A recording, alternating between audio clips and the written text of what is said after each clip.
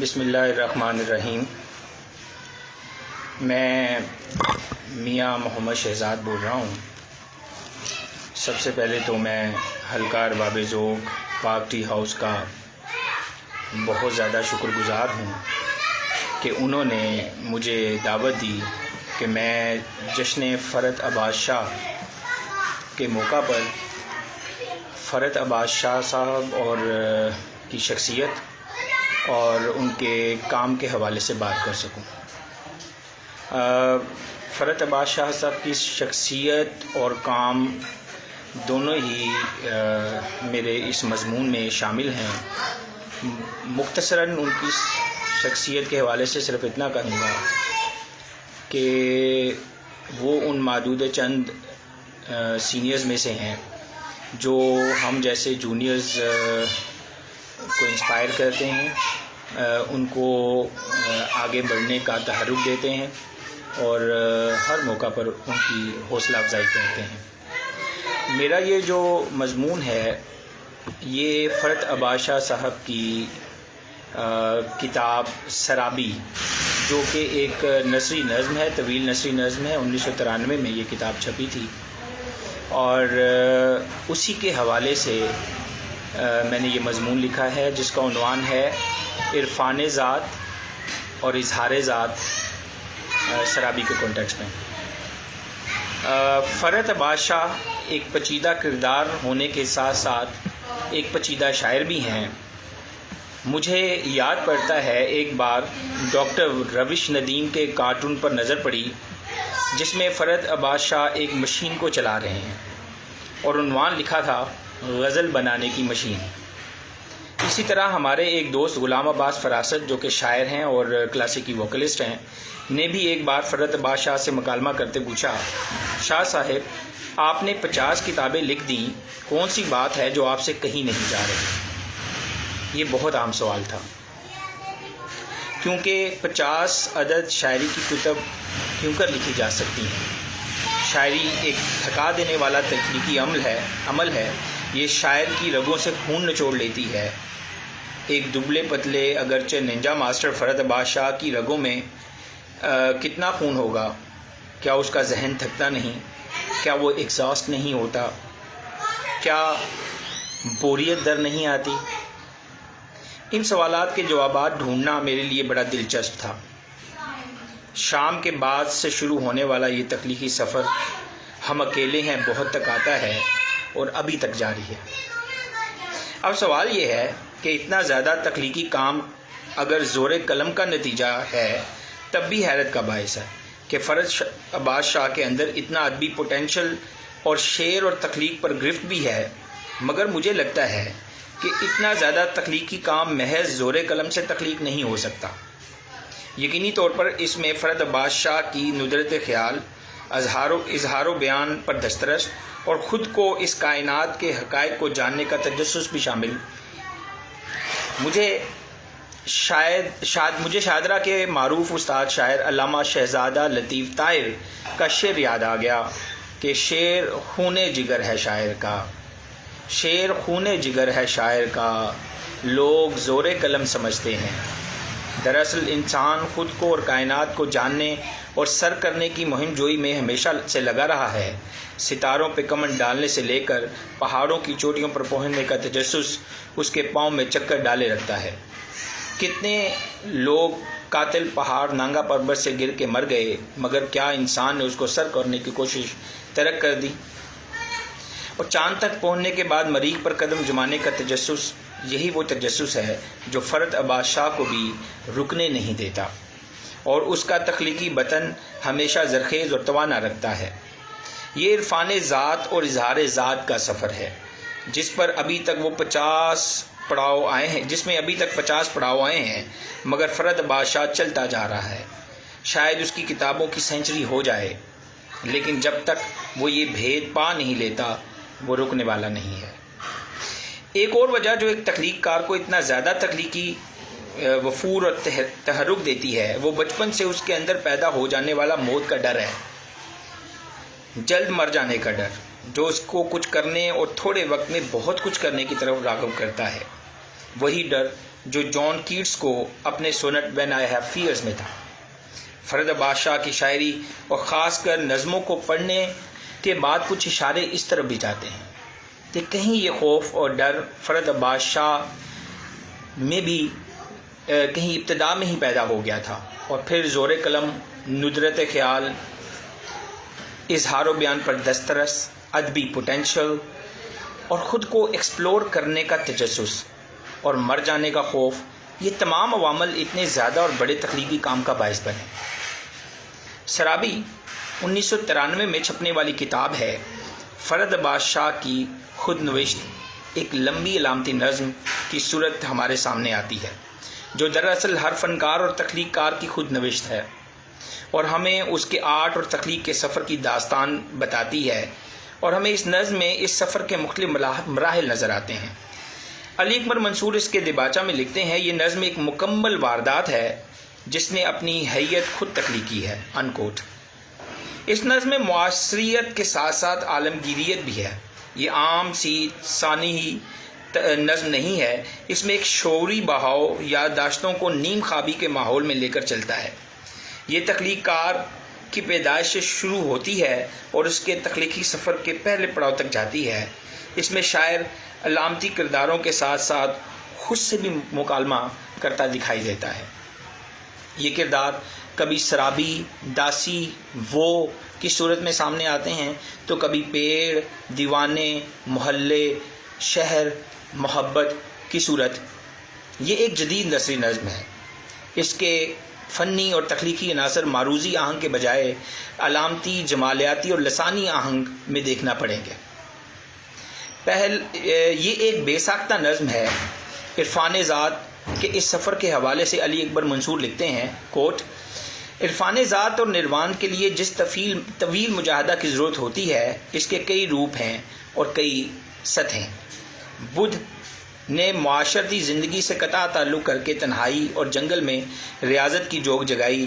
فرد راہ معرفت میں شور اور سکوت، ہجوم اور تنہائی، شہر اور جنگل، نیند اور بیداری جیسی مختلف حالتوں اور کیفیتوں کا وجودی تجربہ انسانی ماحول میں رہتے ہوئے کرتا ہے۔ لیکن ایک اور بات جو فرد کو مہاتما بدھ سے آگے لے جاتی ہے، وہ جو عرفان ذات کے بعد اظہار ذات کا مرحلہ ہے، کہ یہ کام عرفان ذات سے بھی مشکل ہے۔ آپ اپنے آپ کو جان لینے اور کائنات کو سمجھ لینے کے بعد اس کا اظہار بھی شاعری میں پل صراط والی صورتحال ہے۔ سرابی جہاں ایک نسوانی کردار یا محبوبہ کی علامت بن کر آتا ہے، وہیں بقول علی اکبر منصور حقیقت متعلقہ یا الٹیمیٹ ریالٹی کی صورت بھی بناتا ہے۔ ساتھ ہی ساتھ مجھے لگتا ہے کہ یہ کردار خود فرد شاہ یا کسی بھی تخلیق کار کا باطنی وجود بھی ہے۔ اگر یہ سراب کی علامت ہے تو فرد نے اس سراب کے پیچھے بھاگنے کے ساتھ ساتھ اس سراب کو مایوسی کی علامت سے نکال ایک متحرک قوت بنا دیا ہے، جو انسان اور خاص کر تخلیق کار کو آگے بڑھنے پر قائل کرتی ہے۔ وہ سراب جس کے پیچھے پیچھے سونا بنانے کی لالچ میں پولو پولو کا کیمیا گر حقیقت پا جاتا ہے۔ اس نظم میں فرد بھی اس حقیقت اور اپنی منزل کو پا گیا ہے۔ فرد عرفان ذات اور اظہار ذات کے اس سفر کے بارے میں خود لکھتا ہے، کوٹ، لیکن بات تو اس دکھی دل کی ہے، جلی ہوئی پوروں اور مسلی ہوئی روح کے اندر رہ کر اپنی سچائی، اپنے دکھ اور اپنے صبر کو زندہ رکھنے کی ہے، اور نہ صرف زندہ رکھنے کی بلکہ باہر کی دنیا تک بالکل اصلی حالت میں پہنچانے کی۔ اور یہی بات وہ نظم میں کرتے ہیں۔ اور دیکھیے گا ایک جگہ وہ نظم میں کہتے ہیں، اور جہاں خاموشی کی گھٹن، محرومی اور بے مائگی کی گھٹن ایک دوسرے سے مل جائے کتنا بوجھ ہو جاتا ہے، اور پھر کوئی ایک بوجھ کہاں، سو طرح کے الگ الگ مختلف خوشیاں بھی بوجھ ہو جاتی ہیں اگر اسے بتائی نہ جا سکیں جسے ہم بتانا چاہتے ہیں۔ کامیابیاں بھی بوجھ ہو جاتی ہیں اگر اسے دکھائی نہ دے جسے ہم دکھانا چاہتے ہیں۔ وابستگیاں بھی بوجھ ہو جاتی ہیں اگر اسے سنائی نہ دے جسے ہم سنانا چاہتے ہیں، انکوٹ۔ خود کو جاننے اور اس کے اظہار کا یہ سفر بہت کٹھن اور جان لیوا ہے۔ یہ انسان کی روح نچوڑ لیتا ہے، ایک عجب اذیت سے گزارتا ہے۔ میں پھر کوٹ کرتا ہوں ان کی نظم سے. یہ میں کیسے سفر پر نکل کھڑا ہوا ہوں, یہ کیسا سفر لگتا ہے, سب کے سب اسی سفر پہ نکلے ہوئے ہیں. ساری دنیا, سارے لوگ اپنے اپنے تلووں سے آبلے باندھے, مسافتوں کے نکیلے دانتوں میں پاؤں دیے, قافلہ در قافلہ, فاصلہ در فاصلہ, اپنی اپنی طے شدہ منزل کی طرف بڑھنے کے دھوکے میں اور دور ہوتے جاتے ہیں. انکوٹ. عرفان ذات کا سفر تو انسان کی پیدائش سے پہلے ہی شروع ہو جاتا ہے, اور اس پہلا مرحلہ کو بیان کرنا کسی عام شاعر کے بس کی بات نہیں کہ اس کے لیے پری نیٹرل شعور بھی ہونا چاہیے اور زرخیز تخیل بھی. اس کا اظہار فرد بڑی خوبصورتی سے کرتا ہے. میں کوٹ کروں گا ان کی نظم میں سے. وہ کمرہ بھی تو کہیں تھا جس میں پہلا سانس لیا اور محبت ہنس پڑی تھی. دکھوں نے منہ بسور لیا تھا, بد نصیبی صرف گھور کے رہ گئی تھی, اور سب چونک گئے تھے اور چونک کے بکھر گئے تھے. ساکت و سامت پیدائش, جامت جسم, جامت جنم, کوئی رویا کیوں نہیں؟ کسی پہلی معصومیت کی پہلی آمد کا پہلا احتجاج, یہ سب کیوں نہیں ہوا؟ انہیں کیا خبر تھی؟ یہ سب کچھ نہیں, آج نہیں, اور اس کے بعد ہمیشہ رہے گا. قطرہ قطرہ آنسو, موسلا دھار بارش, اور سیلاب بلا ہمیشہ جاری رہے گی. اس کے ساتھ ہی عرفان ذات کا یہ سفر عرفان کائنات کو بھی ہمراہ لے لیتا ہے, اور محبت اور روشنی بھی ہر طرف نظر آتی ہے. میں کوٹ کروں گا. محبت میرے شعور کی پہلی کرن, کاٹدار, میٹھی اور نوکیلی. محبت دل, جان, روح, زندگی. محبت کمرہ, گھر, شہر, کائنات. محبت خدا. انکوٹ. اور پھر اسی سفر کا دوسرا پڑاؤ تنہائی اور اظہار ذات کا کرب بنا. ایک بچے کی تنہائی جو اظہار کی قوت نہیں رکھتا, اور دوسرا اس خاموشی کی زبان نہیں جانتا. میں کوٹ کروں گا. کیسا بچہ تھا, تنہائی سے کھیلا کرتا اور خاموشی سے باتیں کرتا, ہوا سے لڑ بیٹھتا اور دیواروں سے روٹ جاتا اور خواہش کرتا کہ وہ اسے منائیں, دیواریں اسے منائیں اور وہ مان جائے, پہلی ہی بار مان جائے, لیکن وہ منائیں تو صحیح. انکوٹ. پھر تیسری سٹیج یا مرحلہ آتا ہے شیکسپیئر کے ڈرامہ ایز یو لائک کے ایکٹ 2 سین 7 کے آل the world is a stage کی تیسری سٹیج کے لور والا, جس میں لور کی طرح اپنی ذات کے ساتھ جڑے دوسرے کرداروں کے ساتھ شناسا ہوتا ہے, اور شناسائی محبت میں ڈھلتی ہے.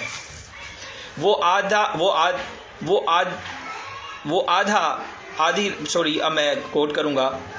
وہ آدھی رات کو بستر پر اٹھ بیٹھتا اور گہری خاموشی سے اپنے اندر ایک گہری غار کھودتا اور اپنا آپ اس میں دفنا دیتا, اور محبت پکارتا رہتا.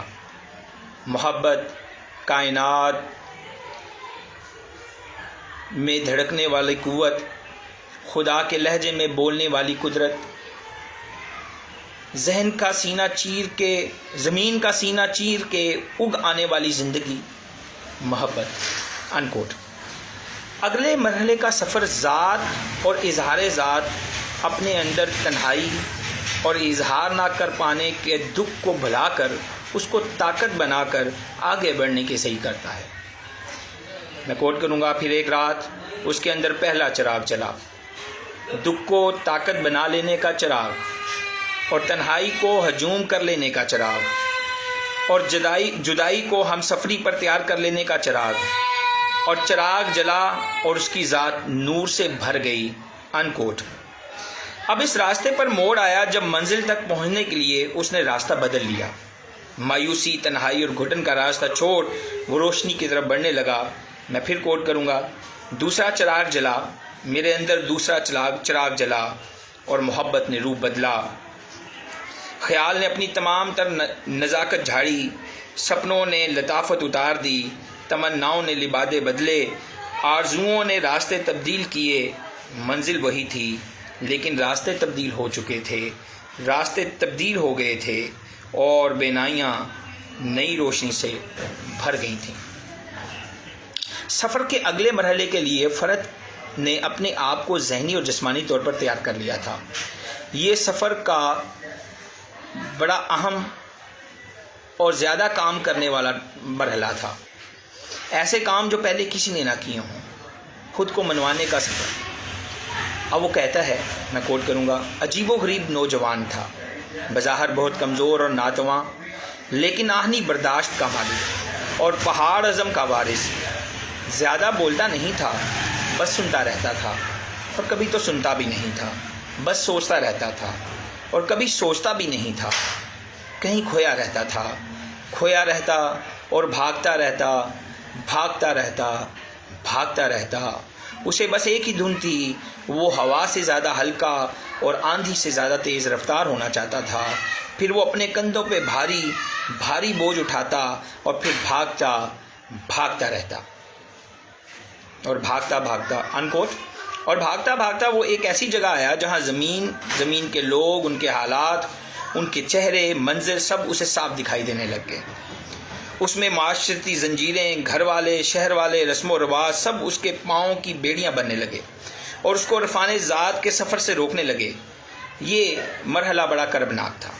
میں کوٹ کروں گا، ان دروازوں کا کیا کروں جن کے پیچھے رشتوں کی زنجیروں میں جکڑے ہوئے خواب، تعلق داریوں میں الجھا ہوا احساس اور وفاداریوں میں میسور وفائیں چیخنا چاہتی ہیں، چیخ چیخ کے پکارنا چاہتی ہیں، پکار پکار کے رونا چاہتی ہیں، رو رو کے آزاد ہونا چاہتی ہیں۔ اور ان دروازوں کا کیا کروں جن کے پیچھے دھڑ دھڑاتے ہوئے سینوں میں وحشتیں چن دی گئی ہیں، آرزوؤں کی کھیتیاں بو کے گھٹن کے سپرد کر دیا گیا ہے۔ انکوٹ۔ فرد عباس شاہ نے اس وحشت سے نکلنے کے لیے اور فان ذات اور نروان ذات کی خاطر فرار کا راستہ نہیں اپنایا۔ وہ تو کسی مایا جال میں گھس گیا، لوگوں کو قریب سے دیکھنے کے لیے۔ جتنا لوگوں کے قریب ہوتا جاتا اتنا ذات کا نروان حاصل کرتا۔ یہ مرحلہ بھی روح چھلنی کرنے والا تھا، سفر کا سب سے مشکل مرحلہ۔ میں کوٹ کروں گا، میں ایک شہر سے نکلا اور دوسرے میں داخل ہو گیا، ایک دھن سے دوسری دھن کے حصار میں، ایک دہشت سے دوسری دہشت کے جنگل میں، جہاں صرف میں نہیں تھا، دوسرے بھی تھے، جہاں صرف میرے دکھ نہیں تھے، دوسروں کے بھی تھے، جہاں صرف میری آہیں کراہیں اور سسکیاں نہیں تھیں، دوسروں کی بھی تھیں۔ اور میں ایک چپ سے نکلا اور دوسری چپ میں داخل ہو گیا۔ سفر ذات کا مرحلہ حقیقت شناسی سے جڑ گیا تھا۔ ارد گرد کا دکھ اندر کے وجدان کا باعث بنا اور سفر میں ایک اہم موڑ مڑا۔ میں کوٹ کروں گا، میں نے دیکھا فکر و ادراک اور شعور کی روشنی بانٹنے کے دعوے دار اپنی اپنی پیچیدگیوں میں الجھے ہوئے ہیں۔ ایسے جینیس ہیں جن کے پاس کوئی سمت، کوئی رخ نہیں ہے، جن کے پاس کوئی بڑا مقصد نہیں ہے۔ میں نے عزم کیا اور قلم اٹھا لیا اور بہت سے ہتھیار پھینک دیے، جھوٹ پھینک دیا، حرص پھینک دی، غرض پھینک دی، خوف پھینک دیا، خوشامد پھینک دی، ڈپلومیسی بھی، مصلحت بھی اور شک بھی۔ وہ ترقی پسند بن گیا، مارکسی بن گیا، سوشلسٹ اور انقلابی بن گیا، صرف نعرے والا سوشلسٹ نہیں، قلم والا، تخلیق والا، وہ جو اپنے معروض سے مطمئن نہیں تھا اور اس کو بدل دینا چاہتا تھا۔ اس کے راستے میں رکاوٹیں آئیں، خود اپنے قلم بھائی رکاوٹ بنے۔ اس نے اس سفر ذات اور سفر کائنات کو ایک خواب نہیں سمجھا اور ایک سراب نہیں جانا۔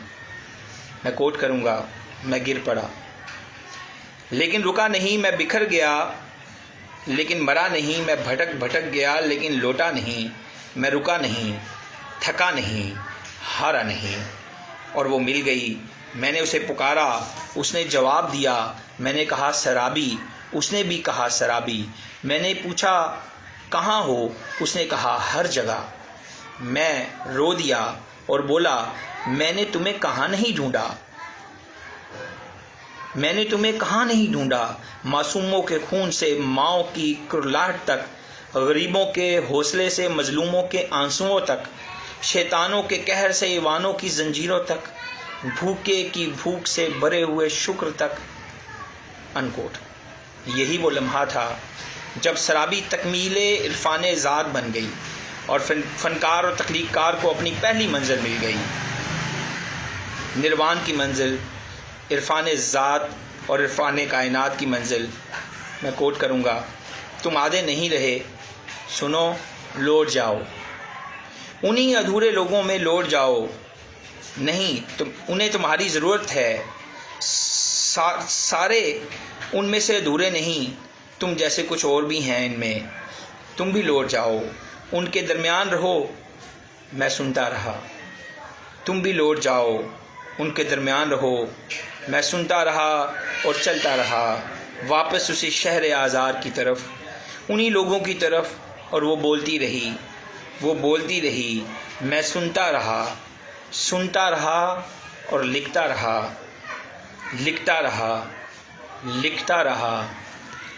رہا، اور تب سے فرد عباس شاہ لکھ رہا ہے اور لکھتا رہے گا۔ اسے اپنی منزل مل گئی ہے، عرفان ذات کی منزل، اور اب وہ اگلی منزل کی طرف رواں ہے، اظہار ذات کی منزل کی طرف۔ بہت شکریہ، میں بار دیگر بہت شکر گزار ہوں مجلس عاملہ حلقہ ارباب ذوق پاک ٹی ہاؤس کا کہ انہوں نے اس اہم موقع پر مجھے اس جشن فرد عباس شاہ میں شرکت کا موقع دیا۔ خدا حافظ۔